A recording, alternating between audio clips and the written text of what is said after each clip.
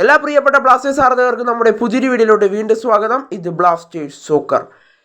Kerala Blasters ഇന്ന് വൈകിട്ടാണ് നോവാ സദോയുടെ signing പ്രഖ്യാപിച്ചത്.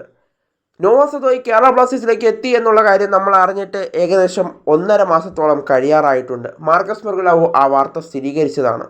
എന്നാൽ ബ്ലാസ്റ്റേഴ്സിൻ്റെ ഒഫീഷ്യൽ അനൗൺസ്മെൻറ്റിന് വേണ്ടി കാത്തിരിക്കുകയായിരുന്നു ബ്ലാസ്റ്റേഴ്സ് ആരാധകർ. ഇന്ന് വൈകിട്ടോടെ ബ്ലാസ്റ്റേഴ്സ് ആ സൈനിങ് പ്രഖ്യാപിച്ചു. എന്തായാലും ഇനി ബ്ലാസ്റ്റേഴ്സിന് വേണ്ടി മഞ്ഞക്കുപ്പായത്തിൽ പന്ത് തട്ടാൻ നോവാ സദോയും ഉണ്ടാകും.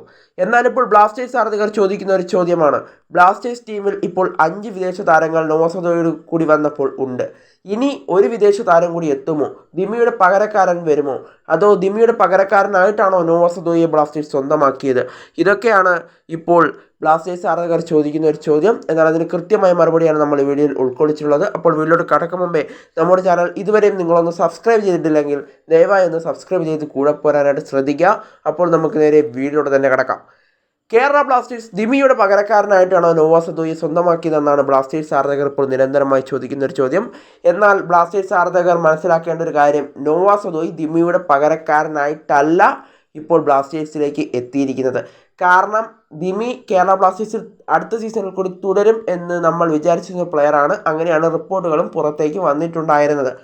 എന്നാൽ ദിമി ക്ലബ്ബ് വിട്ടത് അവസാന നിമിഷമാണ്.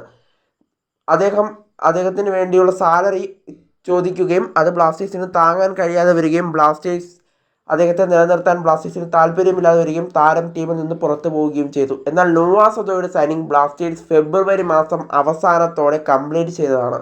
അപ്പോഴൊന്നും ദിമി ക്ലബ്ബ് വിടുമെന്നുള്ള ഒരു സൂചനയും ഇല്ലായിരുന്നു. താരവും ബ്ലാസ്റ്റേഴ്സുമായുള്ള ചർച്ചകളൊന്നും നടന്നിട്ടുമുണ്ടായിരുന്നില്ല. അതുകൊണ്ട് തന്നെ എന്തായാലും നോവാ സദോയ് എന്തായാലും ദിമിക്ക് പകരക്കാരനായിട്ടല്ല വന്നിരിക്കുന്നത്.